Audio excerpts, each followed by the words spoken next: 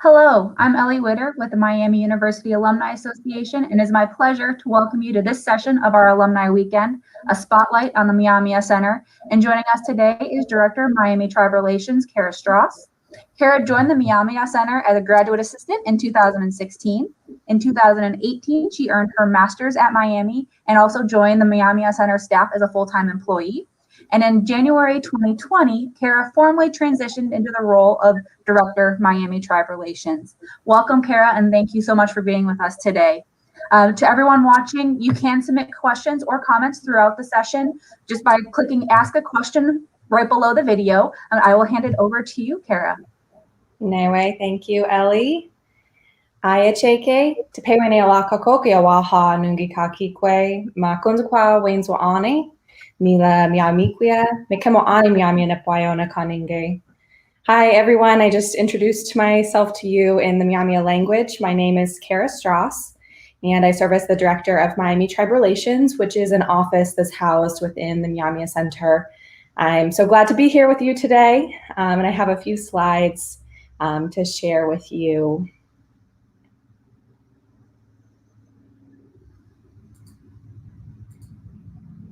So to begin, I just want to give you an overview of what I plan to cover today, primarily focused on the relationship between the Miami Tribe of Oklahoma and Miami University.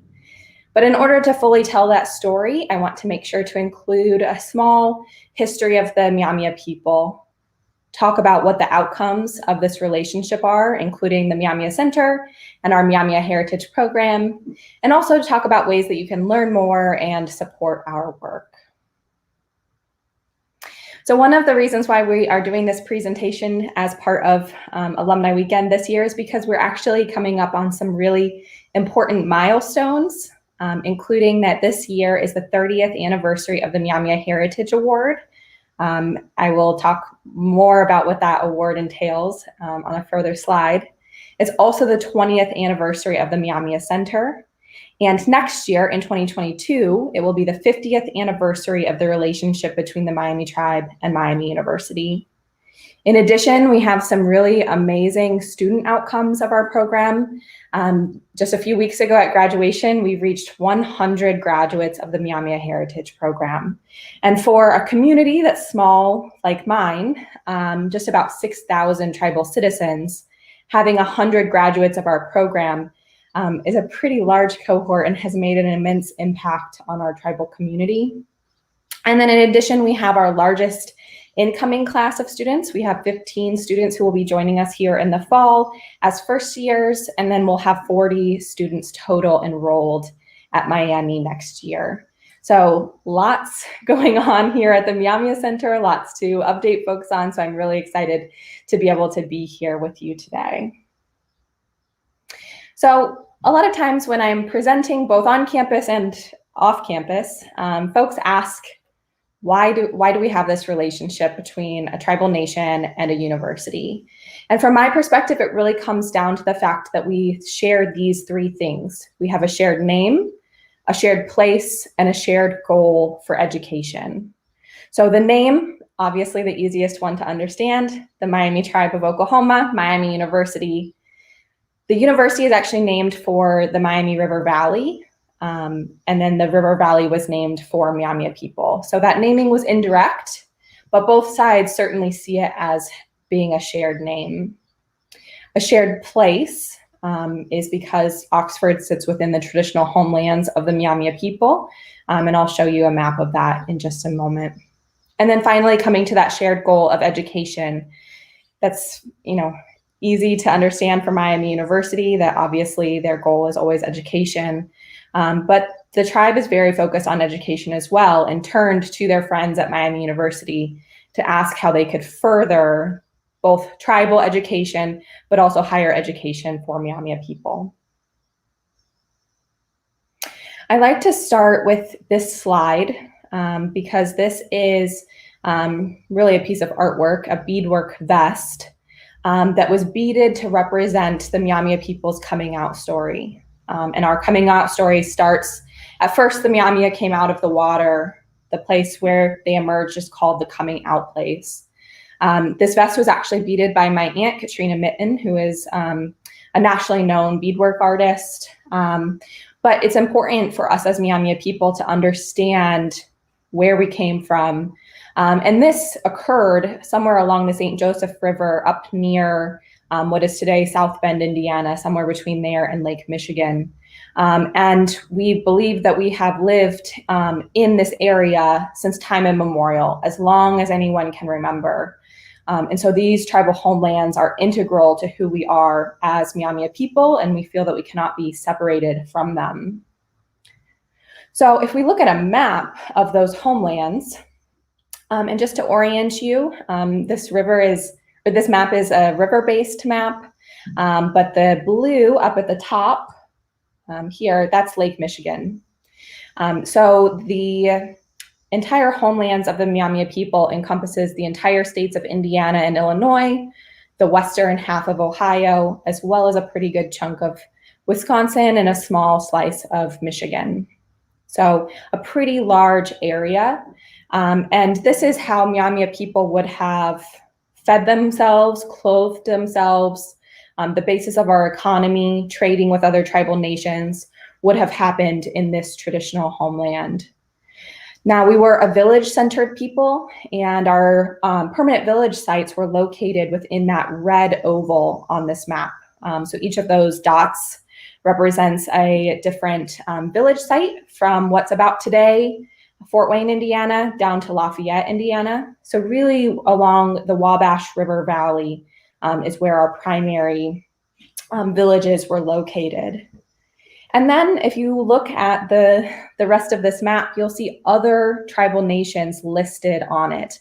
And that's because this is not a nation state in the way that we think of nation states today. There were no hard boundaries. Instead, it was a shared landscape.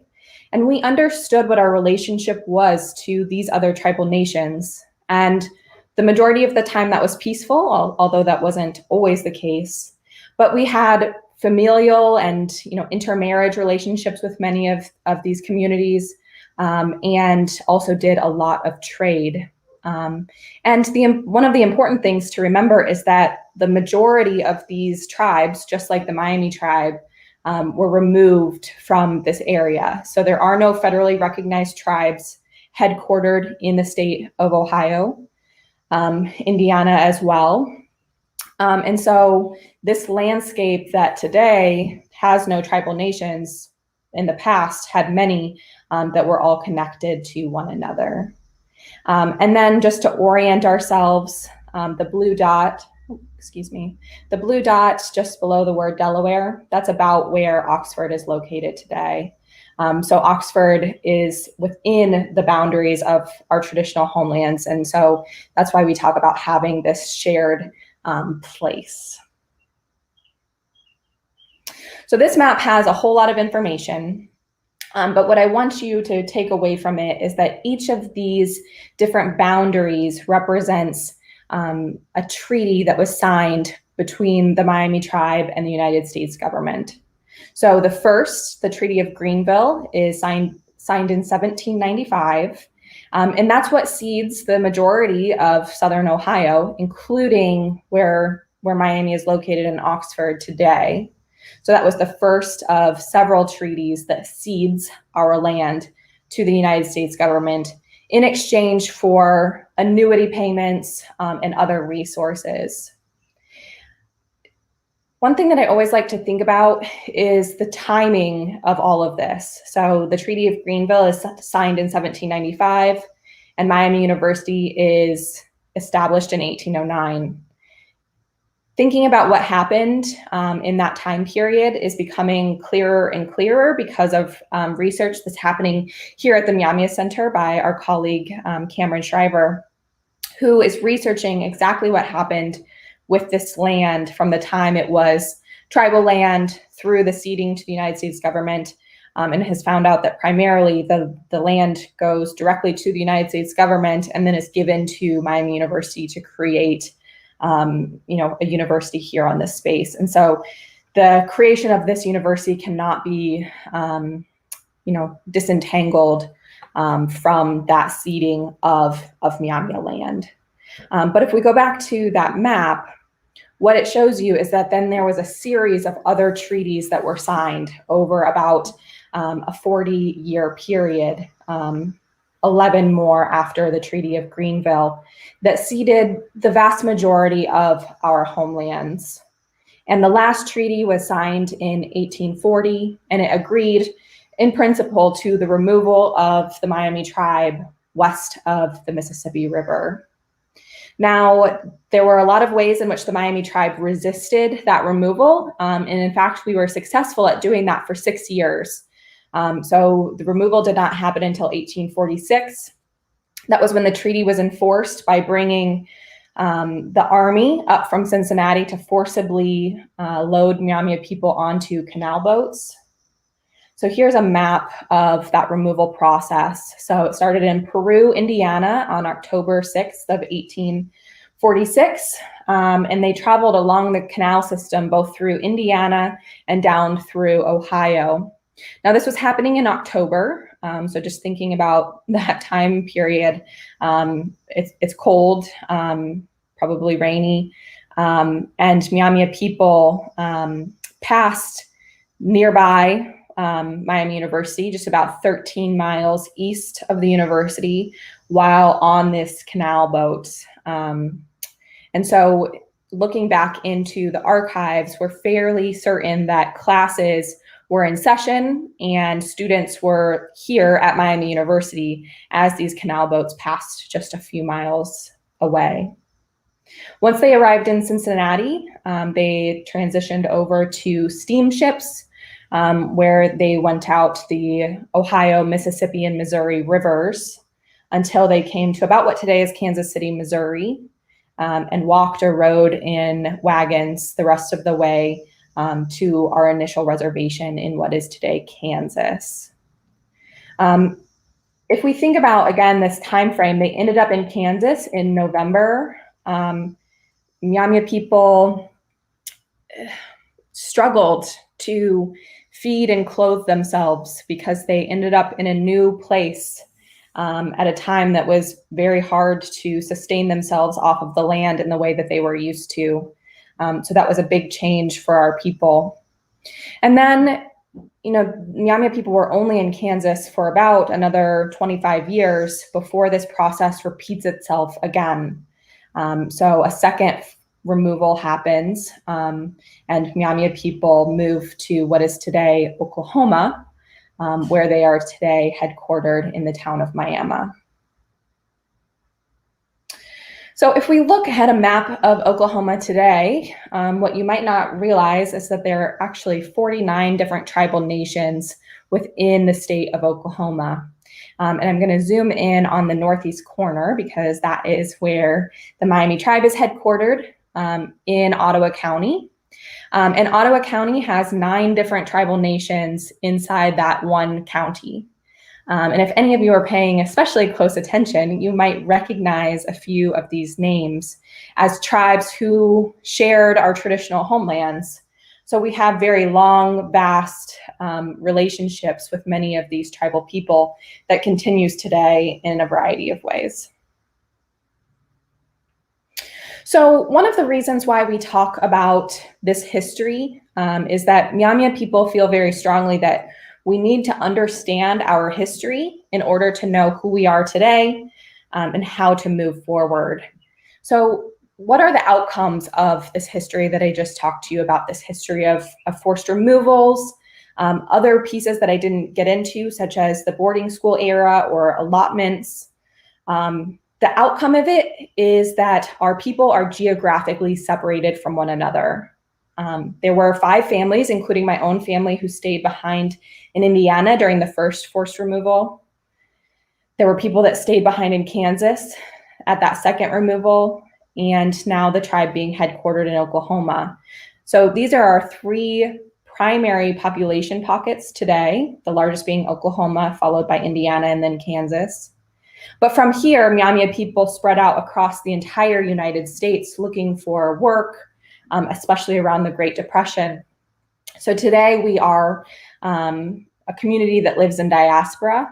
Like I said earlier, about 6,000 tribal citizens who live in 49 states as well as internationally. So this is a very big challenge for our tribal nation, is how do you connect all of these people? An additional outcome of this history and the forced assimilation of Myaamia people is that we had a large decline in Myaamia language and culture. And that is a large majority of what the Myaamia Center is trying to do today, is to address that loss of language and culture.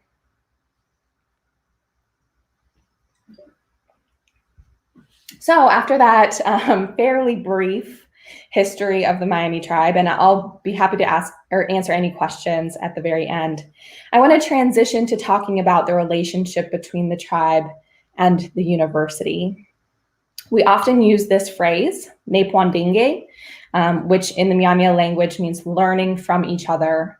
And that is the primary goal of this relationship, is to support one another through the learning process, to allow Myaamia people the chance to do research into language and cultural revitalization that supports the Myaamia tribe, as well as sharing that information here on Miami University's campus with faculty, students, and staff. The relationship began in 1972, and it really began unexpectedly when the chief of the tribe at that time, Chief Forrest Olds, he comes to Miami University unannounced. He happened to be in Cincinnati for tribal business and had always heard that there was this university that carried our tribal people's name, and he wanted to visit. And so he went to the president's office. And so I always like to imagine what that must have been like when he arrived at the president's office and introduces himself as the tribe, or the chief of the Myaamia tribe. And unfortunately, the president at that time, President Shriver, he was out that day. But a variety of people took him on a tour. They took him to football practice. And he comes back a couple of years later in 1974. And what this marked was the start of a relationship.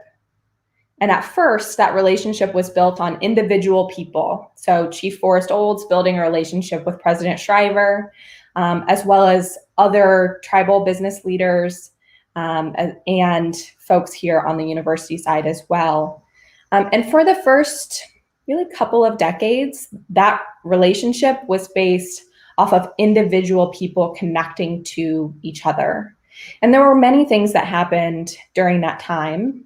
Chief Floyd Leonard takes over as chief in 1974 after Chief Olds dies. And he continues to come to campus often, building more relationships, visiting courses, putting on educational programming. But the relationship didn't really move much beyond those individual people until the early 90s. So if we think about the evolution of this relationship in the early 90s, we start a shift from individual relationships to a focus on education. So on here, I have two photos. On the left-hand side is a photo of Chief Leonard with Murtis Powell, again, to represent the Miami University education that was happening on this campus. So really having more of a physical presence on campus, as well as doing education in the classroom, as well as Myaamia education. So our first 3 students arrive at Miami University in 1991 as part of the Myaamia Heritage Award. So on the right-hand side there, you see a picture, and the first 3 students are in the left on that picture.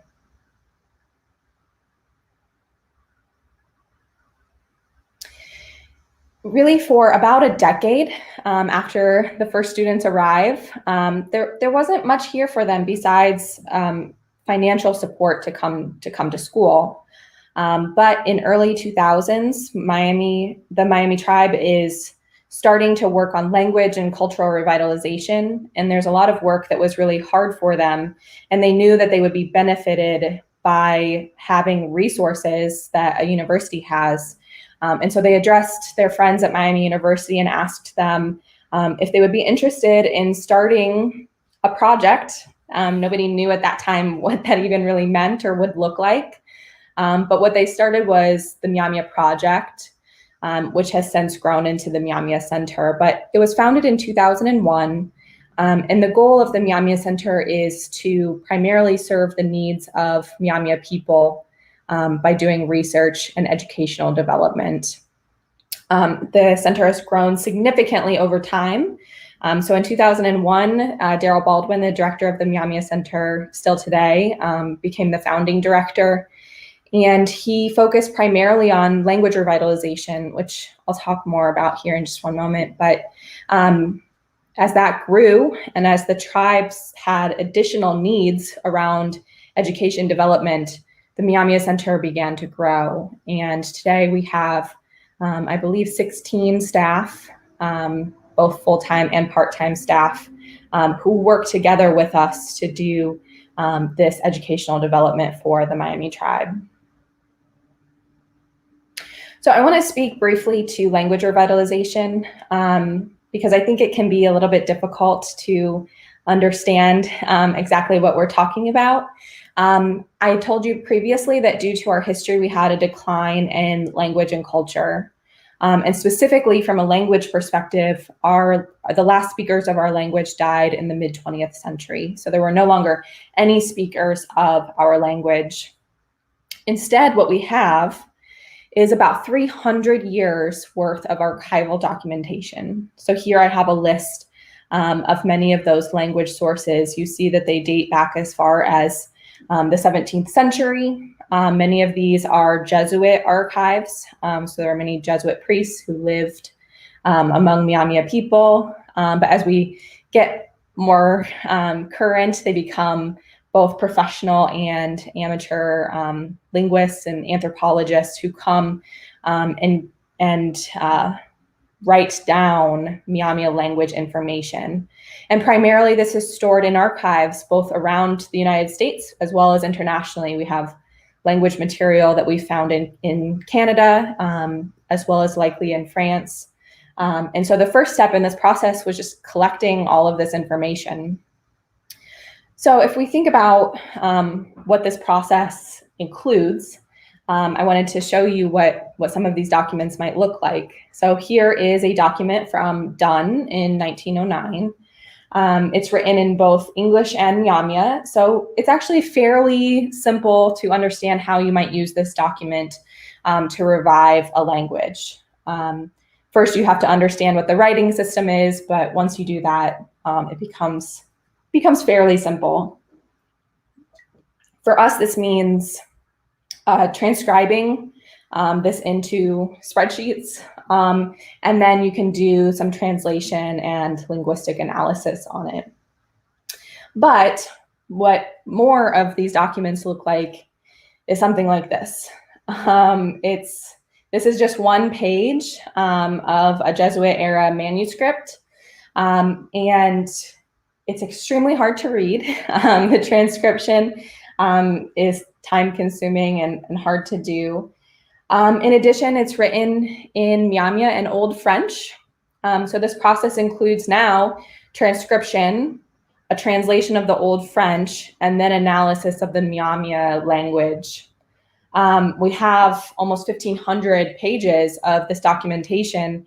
And so technology has become immensely important to this type of work because the ability to organize and use that language material is really difficult if you're just working in Word documents or spreadsheets or anything like that. In addition, this archive-based revitalization is a brand new field. So Myaamia community is at the forefront of this process. And so we realized that we had some technology needs. And so again, we turned to our friends at Miami University to help us solve this. So what we actually did was we created a relationship with computer engineering here on campus. And we worked with with Miami University computer engineering students to create what is called the Indigenous Languages Digital Archive. As a fancy word for basically a system that allows us to organize and analyze all of this language documentation. What's very different about this software is that in addition to being able to organize all of that data, You upload screenshots of the actual archival documents, which is very useful when you want to go back and understand the cultural context that is included in that document. So this was created, again, by students who are studying computer science here. We continue to bring on graduate assistants to help us improve and maintain the software. And today, this software connects to other pieces of software, including applications like our dictionary. So this is really the research tool that allows our linguists to do that linguistic analysis. And then that data links directly to things like our online talking dictionary, which learners can use to then learn the Myaamia language. In addition, we share this work with other tribal nations through a program called National Breath of Life. I'm not going to talk too much about that today, except that it's housed here in the Myaamia Center, and that we wanted to share what we have learned in the past 3 decades of this work with other tribes who are just starting out in this process of archives-based revitalization. And so we do that by sharing this ILDA, Indigenous Languages Digital Archive, with those tribal nations, and do workshops and training for them as well. So I've told you a lot about this language revitalization that was the basis of the work for the Myaamia Center for quite a while. But if you think about today, why this is important and why this relationship has been so impactful in the Myaamia community, it's because that language has infused into a whole cultural revitalization that's happening within the Myaamia tribe. So we call this Myaamia Imamwachike, the Myaamia awakening. And by awakening, we mean really every component of our tribal nation, the government, the economy, but specifically culturally, we are reawakening our tribal people. And it's this cultural reawakening that our community is responding to in such a variety of ways. But I wanted to share this picture because I think it's a perfect example of one way that this cultural revitalization has played out. So you might maybe be able to tell that we're playing lacrosse in this picture, Pikitaha Minge. And Myaamia people have our own version of lacrosse. So American lacrosse primarily comes from the Iroquois, but we have our own Myaamia version of this game. And people have known that for a long time, but there was nobody playing lacrosse within the Myaamia community until, again, about the 1990s, when people started playing an American style of lacrosse with metal sticks and just playing in pickup games, especially at universities, wherever they could. Slowly, through this language and cultural revitalization process, we started to infuse Myaamia content into the game of lacrosse. So initially it was a few words, throw me the ball, pick it up, scoop it. And we found very quickly that games, activities, learning by doing is a way to make language learning much easier. It lowers your inhibition if you're outside running around having fun. And so we could start to infuse Myaamia language into a variety of our programs by getting out and doing things together as a community. So again, the cultural pieces continued to be infused into this game over time until we also learned to make our own wooden lacrosse sticks. So that's what you're seeing here in this picture. And this picture comes from a lacrosse game in Myaamia, Oklahoma, 2 summers ago. And it's the first time that we played a community game of lacrosse entirely with wooden lacrosse sticks in probably around 200 years. So this is such an important example of what's happening across a variety of cultural practices, how we're reinfusing Myaamia language, Myaamia culture into all of these for many people, daily practices. And that is really just one example, again, of that cultural revitalization. But the way that we teach about all of these things are through our education programming. So we help do the research and development of educational materials for summer youth programs, as well as other community programs, and our Myaamia Heritage program here on campus. So again, there on the right, you see some of our students playing Myaamia lacrosse out on the quad here at Miami University. And the picture on the left comes from a workshop we held a couple of years ago where students learned to make moccasina or moccasins. So we just started out with large hides.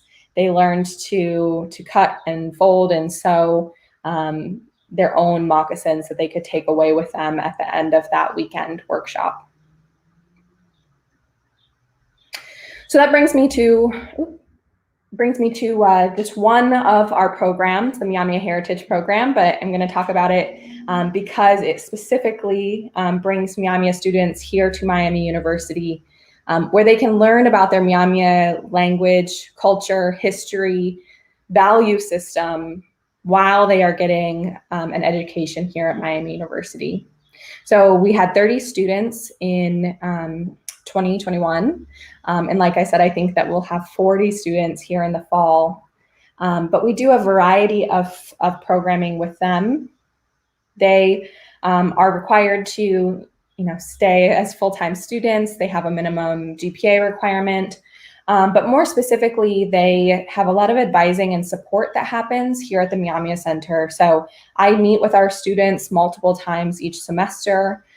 They also attend the Myaamia Heritage course, which is a 1-credit class that all of our Myaamia students take together, where we cover, this coming year will be ecological perspectives and history, the following year language and culture, and then we'll come back around to contemporary topics and sovereignty.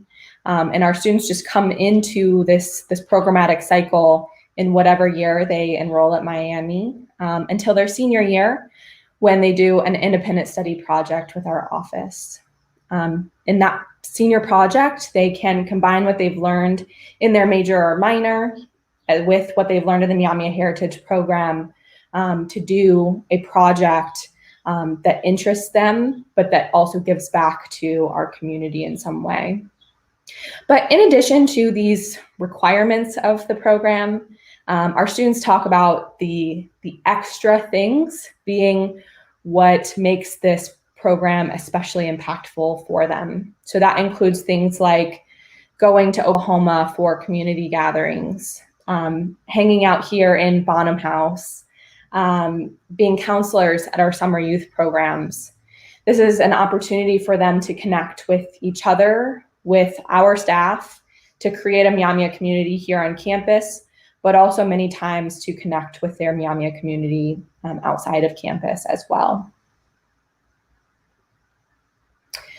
So Myaamia students started here at Miami University in 1991, and initially there wasn't much programming for them. It was just the financial award. And our students weren't especially successful at that time. We had about a 56% graduation rate for those students. But in 2003 was when the Myaamia Heritage Program, the Myaamia Heritage course was started. And since implementing these programmatic pieces, such as the course, such as the advising and support here from the Myaamia Center, our graduation rate has increased dramatically. So today we're at about a 92% graduation rate, higher than Miami's overall average, and much higher than the national average for Native American students, which is somewhere around 45%. And so we certainly don't think that we are the only reason that our students are being successful, but what we have been able to show, and we have a formal assessment program that looks at this, is that by implementing this culturally specific and supportive environment, that our students are doing better academically. Just as important, probably more important, we also want to look at the other ways that this program is transforming our students.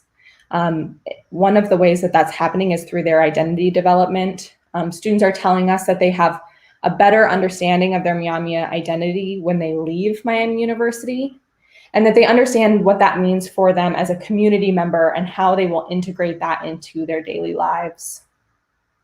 Secondly, they tell us that they want to give back to our Myaamia community because of this opportunity, and that is happening in a wide variety of ways. So all of the programmers, the teachers, the curriculum development folks for our summer youth programs come out of the Myaamia Heritage Program. They're all graduates of this program. In addition, students are coming back. They're being storytellers and stomp dancers, cultural practitioners within our community. And we have a couple of graduates who also sit on the Miami Nation Enterprises Board, which is the business side of the tribe. And so in addition to being involved culturally, they're also having an impact on the decision-making for the tribe. And then the impact on the community, having 100 graduates means that we have a really strong foundational for the next generation of Myaamia people who are going to be leaders in our community. So I just wanted to show this graph, which just shows our enrollment over time. I know the dates at the bottom are hard to read, but they just go from 1991 when we have our first students to 2021, this coming year. I told you that we started with 30 students and that next year we're going to have 40, but this graph shows very clearly that increase in our enrollment over time. And so again, this is just having such an impact here on campus, where our students are our best ambassadors for sharing this information, as well as within our community. I just want to share one quote from a student who's talking about how impactful this experience was to them. And they said that learning about their heritage had a significant impact on their life, that they were asked early on, what does it mean to be Myaamia? And that they didn't know how to answer that. But as a senior, they came back to that question and they said, I understand what that means, and I have many ways that I could talk about what it means to be a Myaamia person. They say, being able to learn and speak the language of my ancestors was something that I never thought I would do, and they're forever grateful about all they've learned and the positive impact it had on their life. So this is the kind of thing that our students are telling us why this program is important to them as Myaamia people. I want to talk really briefly, and you've seen this logo all over this presentation so far, but about the Myaamia Heritage logo, which is the big piece in the middle, although you've seen it used in a variety of ways. This logo was created to have a visual representation of this relationship on campus, so that when we went out and we taught about this relationship, we had a way of helping people understand the different pieces of it. So each piece of the logo is full of meaning. So the black diamond stands for the tribe, our historical connection to this land. The red stands for Miami University, a commitment to gain knowledge. And then we come together in that white diamond, representing that learning from each other. The most important piece of this logo is that red dot in the middle, which symbolizes fire. And the important part of that is that you need to tend a fire in order for it to keep going. So it's a visual reminder to both sides of this relationship that we need to tend the fire in order for the relationship to move into the future. This logo has been really an educational platform for us to teach about this and share information about the relationship across campus. And that happens in a wide variety of ways. But some of the ways that you might have seen include that there is merchandise that's sold in Brick and Ivy, the campus bookstore. This logo is actually jointly owned by the Miami Tribe and Miami University. And that means that there is also a joint approval process. So both sides have to approve of its use really anywhere on campus. And the other thing that's important to know about this merchandise is that the royalties from these products come back to support our Myaamia students here on campus. You may also have seen the use of the Myaamia Heritage logo within athletics. So we are trying to create relationships all across campus where departments can help us to teach about this relationship so that no student can come to Miami University and leave after 4 years and not know anything about this relationship. And that we know one of the ways to do that is to make sure that it's incorporated into a variety of aspects of campus life. One example of that is athletics, where they've begun using the Myaamia Heritage logo on several of their alternative uniforms. It's up in several of their facilities, and they usually have a week-long a celebration of this relationship during the fall, and each sporting event has a variety of components that talk about the relationship.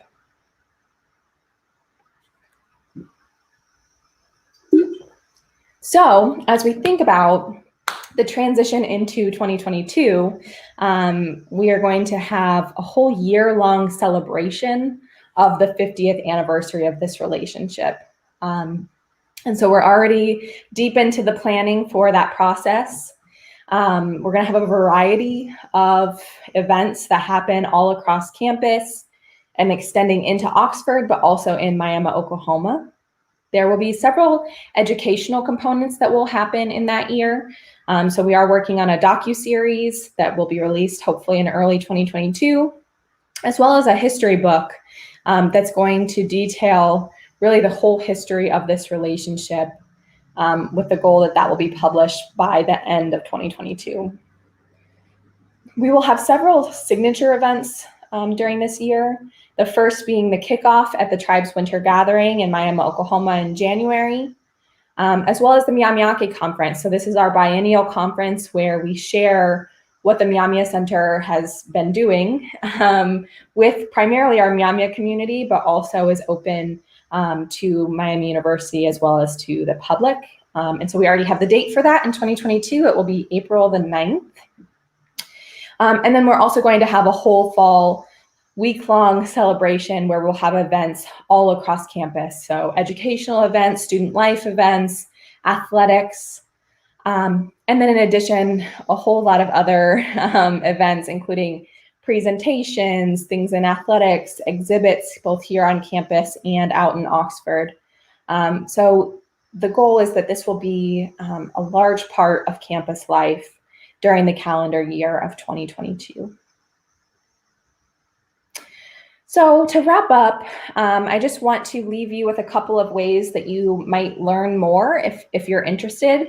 And this set of slides will be available to you after the presentation in the resources section. So here are several different links for ways that you can learn more about our work by visiting the Miami Tribe Relations webpage or the Myaamia Center webpage. Both of those have lots of information about this relationship, as well as resources that the Myaamia Center has created. We did just put out the first 3 episodes of a podcast called Ne Pwandinge, Stories from Myaamia Revitalization. And so that's one way that you could learn more.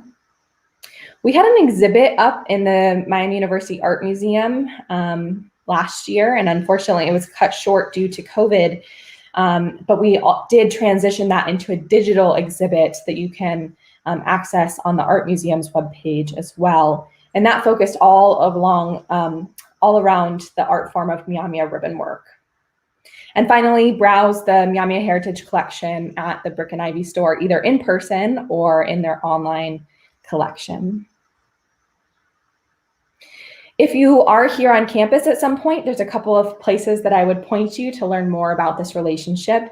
That includes visiting the Richard and Emily Smucker Wikiyame Room in Armstrong Student Center. This is a space that was created entirely to represent the relationship between the tribe and university. So in Armstrong Student Center is on the 2nd floor, kind of back behind the Center for Student Diversity and Inclusion. But it's a round room that represents a wikiyame, or what you might know as wigwam. And it's a wonderful space that we can use for presentations and events that allows us to be surrounded by Myaamia imagery. There's also a column in the Shade Family Room in Armstrong Student Center that is dedicated to some of the history of this relationship. And there's also a sculpture that was created by a Myaamia artist, Eugene Brown, in the Miami Art Museum Sculpture Garden. Finally, this work, all of the work of the Myaamia Center is very time intensive. It takes a lot of resources. And so if anyone was interested in ways to donate to the work of the Myaamia Center, please feel free to reach out to me. I would love to talk with anybody about multiple ways that they can donate to a variety of the projects that we're working on. And we would much rather create relationships with folks to understand what they might be interested in supporting. So there is a donate page on our webpage, but I would love to talk with anybody who might be interested in that. This is my last slide, and then I will be happy to open it up to questions. But I always like to include this photo, which is a photo of President Crawford playing a traditional Myaamia game called Makasina. And he's playing against Chief Doug Langford, the current chief of the Miami tribe. And I like to include this photo because to me, I can talk about what this relationship is. I could talk about, the legal agreements that are signed and the responsibility of each side financially and what they're producing. But to me, what this relationship really means at its essence is about people and our connections to each other. And then coming back to that phrase, Nepwandinge, learning from each other. And how better to learn from each other than to kneel down on the floor and play games and learn Myaamia language. And so I just love this picture, maybe partially just because I remember this event and the feeling and the energy in that room. But I hope you can also recognize how much fun and learning is happening at that time. So with that, Kochima Tawe asked me questions. And I think Ellie is going to come back and help with some question and answer. Yes, absolutely. We have several questions that have come in. One of the first ones was asking, how does the center work, or does the center work with K through 12 and teaching about the history as well as what you're doing in the center? And then kind of with that, our teacher education program here at Miami, is there any connection with what you do? That is a wonderful question. The work of the Myaamia Center for a very long time has been focused on the needs of the Miami tribe of Oklahoma. So that's where the majority of our time goes. However, because we're located here at Miami University, we feel the responsibility to share that with the Miami University community. So our ability to go into classrooms, especially K-12 classrooms, has been pretty limited up to this point. But we do now feel like we are at the point that we have built a strong enough foundation that we can start to do that work. So just in about the last year, we've been building up some real resources around some external outreach, is how we refer to it, but especially in K-12 education. And we're working on bringing in some staff to do that. And in addition, similarly with our teacher education program, we haven't had the chance to build a strong relationship there. But we have a new staff person starting in just a couple of weeks, whose entire focus is going to be on building relationships across campus. And that is at the very, very top of our list, is working with the School of Education so that we can make sure to educate teachers who are coming out of Miami University, that they understand about Myaamia people, but Indigenous topics more broadly. Wonderful, thank you. Another question was, how does the university support the language and cultural revitalization work beyond the center? Also a really good question, and it's a little hard to answer. Sorry, you might hear some cars going by bottom house, because that support in and of itself of the Myaamia Center, and especially the Myaamia Heritage Program. So providing our Myaamia students with a tuition waiver to come here is a really large support for this process, because that's really our guinea pigs for most of our educational development happens with our students here on campus, and then it gets infused throughout our other curriculum. But in addition to those kind of formalized things that are happening here on campus, there are those spaces on campus that really represent this relationship. You might know that there is a verse in the Miami University alma mater that's in the Myaamia language. And so I think that in the past, definitely the past decade, but even the past 5 years, the visibility of this on campus has increased dramatically. And it's really elevating the importance of this work here on campus, and I think showing folks around the university how important this is. And so that opens a lot of doors to new programs and projects that we do that then feed back into our cultural revitalization programming. That's wonderful. And kind of along the same lines, so the revitalization is such a huge success story. Is the tribe and or the university helping other tribes to do the same? Yep, so that's happening through that National Breath of Life program. So we have a variety of workshops that we do. We actually have just received a brand new National Endowment for the Humanities grant to continue that work. And so what we're doing is really a two-pronged approach. We're starting to do virtual learning with communities so that they can do this at any time on their own pace. And then we're also doing workshops, but building actually an assistance program where we're going to hire people from other tribes to be able to do this work on an ongoing basis, because that initial work and development is always the hardest part of this whole language revitalization process. So that grant is going to allow us to help do much of that development work with other tribal nations, in addition to providing them with the Indigenous Languages Digital Archive. So the software system and all the apps that are associated with it become available to those tribal communities.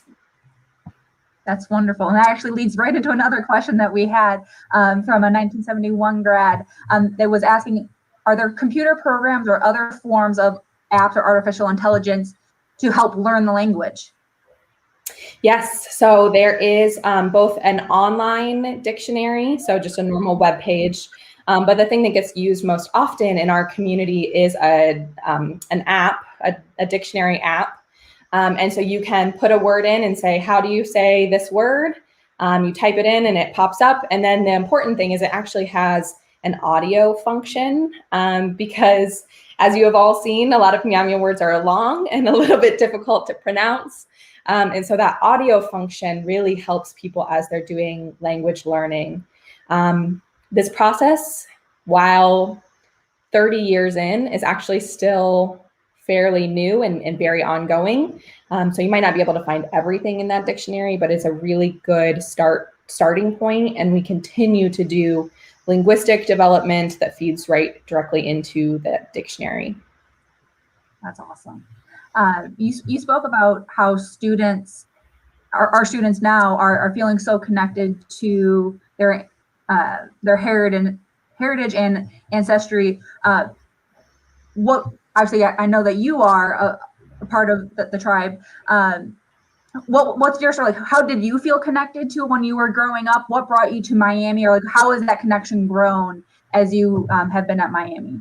Definitely. So I grew up knowing that I was part of the Miami tribe with a grandmother who was very involved in the community. And she taught me a lot about what that meant, about who our ancestors are, about the places that were important to our family. But what she didn't teach me was language, games, songs and dance, all of these cultural pieces. And it's not that she didn't want to, it's because she didn't know those things. That had been lost in our community for a very long time.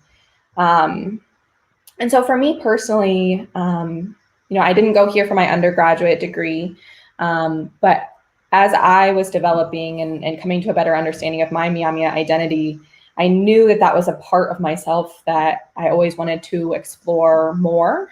And that I actually had this real passion for supporting Native American students as they go to college, because their needs are very different than the general population. And so I started working with the Myaamia Center, thinking about what that could look like.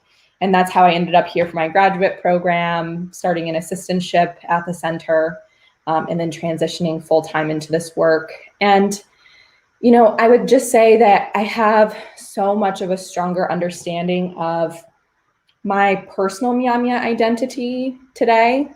But much more importantly, and this is what I think our students are trying to communicate, is that they have a better understanding of what it means to be a part of a Myaamia community. And that's the piece that's important, is understanding where you belong and what that means to be a part of that community.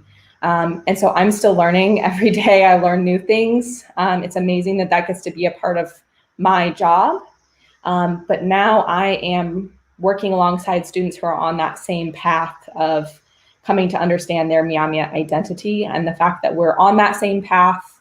But just being a Myaamia person, being related to these students. So we talk a lot about kinship and the fact that our students are actually related to each other. It all feeds into a very unique experience for our students, but also us as staff. And we have, I think 5 of us here at the Myaamia Center are Miami tribal citizens. And so it's a really important piece to come to an understanding of who you are as a Myaamia person and how you belong to this community. And we just have a really nice subset of that community here on campus that makes that process even easier. That's wonderful. Thank you so much for sharing that. And then actually a question more of an education is, could you distinguish between when to use Miami and when to use Myaamia? Yeah, that's a really wonderful question. And you'll see that I go back and forth pretty interchangeably. So Myaamia is our word for ourselves. It means downstream people. And Miami is just an anglicization of Myaamia. So, you know, English-speaking people turned that into Miami. And so that's why you can go back and forth. But specifically, the official name of the tribe is the Miami Tribe of Oklahoma. So if you hear me talk about the tribe itself, I definitely would say Miami tribe. And then Myaamia is more of a descriptor. So Myaamia people, Myaamia language, Myaamia culture. But anyway, most folks on campus here are learning that interchange. And it can happen almost any time except when you're talking about the tribe proper, because it does have that official name. No, that's wonderful. Thank you. I think that's all the time that we have for today. Thank you so much, Kara. I know I got a lot out of this presentation every time I hear it from you, and I know our alumni did as well. Our next session today is Inside the Great Seal with Bob Keller. It is at 4 o'clock. Remember, there are unique URLs for each session, so please check your confirmation emails for those links. But again, on behalf of the entire Alumni Association, really appreciate your time today, Kara, and we'll see you all in the next session. Thank you. Mission Highway, thank you.